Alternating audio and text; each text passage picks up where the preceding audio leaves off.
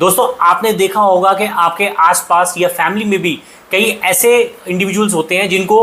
Snoring की यानी खराटे मारने की आदत होती है, और खराटे मारने के साथ साथ कभी कभी उनका सांस थोड़े पल के लिए रुक जाता है और पेशेंट को उठ के सांस लेना पड़ता है, और उसको कई बार इस चीज़ का पता भी नहीं होता कि उसका सांस जो है वो रुक गया है। तो दोस्तों वो सफ़र कर रहा है एक ऐसी मेडिकल कंडीशन से, अगर उसको कंट्रोल नहीं किया गया तो ये पेशेंट आगे जाके हाई ब्लड प्रेशर, डायबिटीज़ या कार्डियोवास्कुलर कॉम्प्लिकेशंस भी डेवलप कर सकते हैं। ऑब्स्ट्रक्टिव स्लीप एपनिया यानी कि सोते हुए अगर आपका सांस रुक जाए या स्नोरिंग की हैबिट हो तो उस पूरी कंडीशन को दोस्तों हम OSA में लेते हैं। देखिए दोस्तों, सबसे पहला और जो इंपॉर्टेंट कॉज है वो है ऑब्स्ट्रक्शन ऑफ एयरवेज, यानी कि अगर आपका जो सांस का मार्ग है वो किसी भी वजह से ऑब्स्ट्रक्ट हो रहा है, बंद हो रहा है या दबाव में है, तो आपको स्नोरिंग और साथ साथ ये प्रॉब्लम शुरू हो जाएगी। दोस्तों आज के इस एनवायरनमेंट में मैं देख रहा हूँ कि काफ़ी पेशेंट्स जो हैं दोस्तों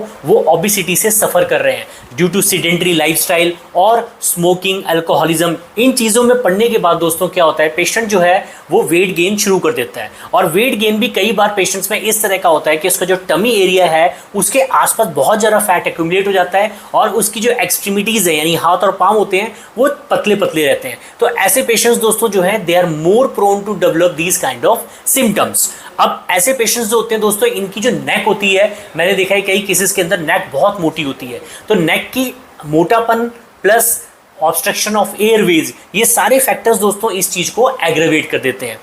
कई पेशेंट्स जिनको गर्ड की प्रॉब्लम होती है, गर्ड अगर मैं आम लैंग्वेज में कहूँ, जिनको एसिड ऊपर आता है, यानी कि कई लोगों में आपने सुना होगा कि बोलते हैं कि पेट का एसिड जो है ऊपर आ रहा है, गले में लग रहा है, तो गले में बार बार एसिड आने की वजह से उनकी जो थ्रोट की मसल्स होती है उसकी इरिटेशन की वजह से वो एरिया जो होता है दोस्तों वो एनलार्ज हो जाता है, जिसकी वजह से क्या होता है वहाँ से एयरवे ऑब्स्ट्रक्शन शुरू हो जाता है। ऐसे ही दोस्तों कई पेशेंट्स होते हैं जिनको साइनस की प्रॉब्लम रहती है। जी हाँ दोस्तों, जिनको पुराना नजला रहता है या साइनस ब्लॉकेज रहती है, साइनस में इन्फेक्शन रहती है, उन पेशेंट्स के अंदर भी दोस्तों स्लीप एपनिया बन सकता है। इसके अलावा दोस्तों हाइपोथायराइडिज्म यानी थायराइड के जो केसेस होते हैं, क्योंकि आपको पता है थायराइड में थ्रोट जो होता है हमारा इन्वॉल्व होता है, और थायराइड ग्लैंड जो होता है हमारे थ्रोट के यहीं पे होता है, तो इसकी वजह से थायराइड के एनलार्जमेंट की वजह से दोस्तों उनका जो रेस्पिरेटरी ट्रैक होता है वो चोक हो जाता है, और उसकी वजह से पेशेंट्स ये डेवलप कर लेते हैं। इसी तरह से नेजल पॉलिप्स जो होते हैं, ये वाले पेशेंट्स जिनको नोज के अंदर पॉलिप्स बन जाते हैं या नोज के अंदर मांस बढ़ जाता है, वो पेशेंट्स भी दोस्तों अमूमन OSA यानी ऑब्स्ट्रक्टिव स्लीप एपनिया से सफर करते हैं।